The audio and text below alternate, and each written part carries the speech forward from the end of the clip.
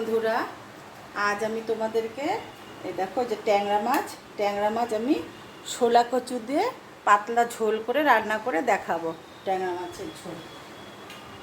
এই যে শোলা কচু কেটে নিয়েছি, এই যে এরকম সরু সরু করে লম্বা লম্বা করে শোলা কচু কেটে নিয়েছি, এটা দিয়ে পাতলা ঝোল করছি। তোমরা সাথে থাকো, দেখো আমি কীভাবে করি। কড়াইতে আমি তেল দিয়ে দিলাম, কড়াই গরম হয়ে গেছে। এবারে ওই যে হলুদটা দিয়ে দিচ্ছি মাছের মধ্যে।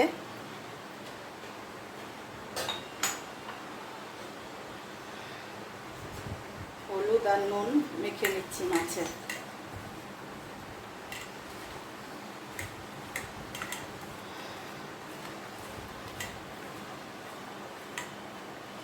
এবারে আমি মাছগুলোকে ভেজে নেব।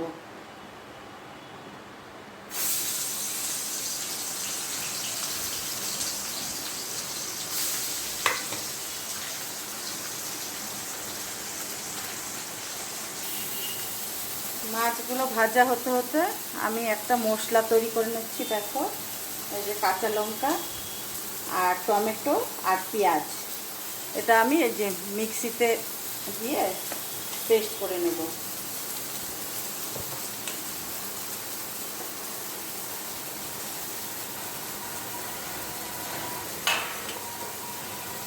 পেস্ট করে নিয়ে আসি।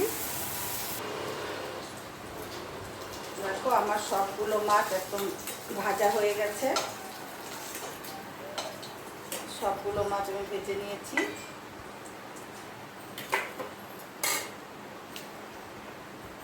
এবারে আমি মাছ ভাজা অল্প তেল আছে, সেই তেলের মধ্যে অল্প করে আরেকটু তেল দিয়ে দিচ্ছি।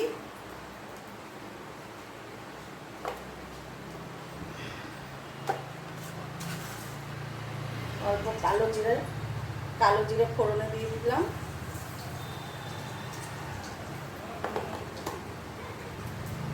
আর এই যে কচু কেটে রেখেছিলাম, যে সেই কচুগুলো আমি তেলের মধ্যে দিয়ে দিচ্ছি।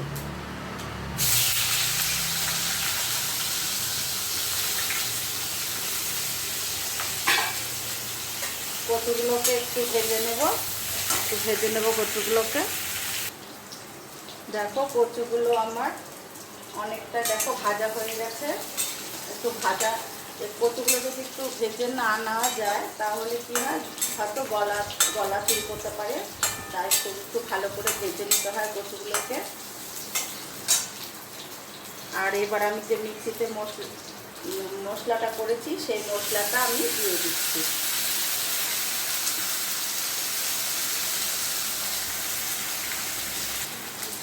অল্প জল দিয়ে দিচ্ছি। আর তোমরা দিয়ে দিচ্ছি যে বড় চামচের 1 চামচ সাদা জিরের গুঁড়ো।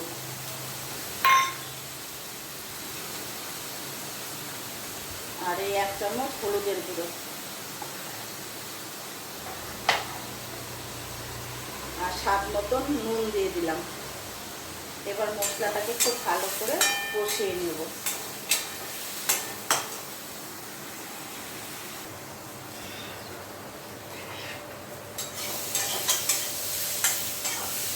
দেখো বন্ধুরা, এই কচুর সাথে মশলাটা খুব ভালো মতন আমার একদম কষানো হয়ে গেছে।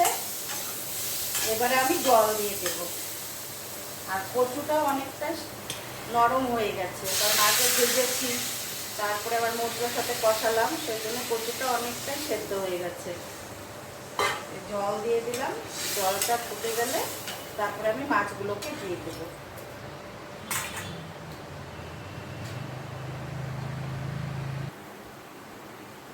দেখো ঝোলটা ভালোভাবে ফুটে গেছে।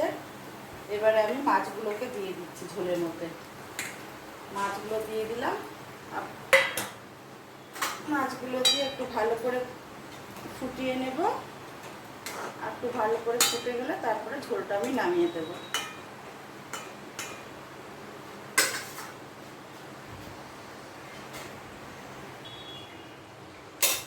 দেখো বন্ধুরা, আমার মাছের ঝোলটা হয়ে গেছে। আমি এবার একটু যে ধনে পাতা কুচি ছড়িয়ে দিচ্ছি। এবার এবার আমি গ্যাসটাকে বন্ধ করে দিলাম, এবার নামিয়ে দেব।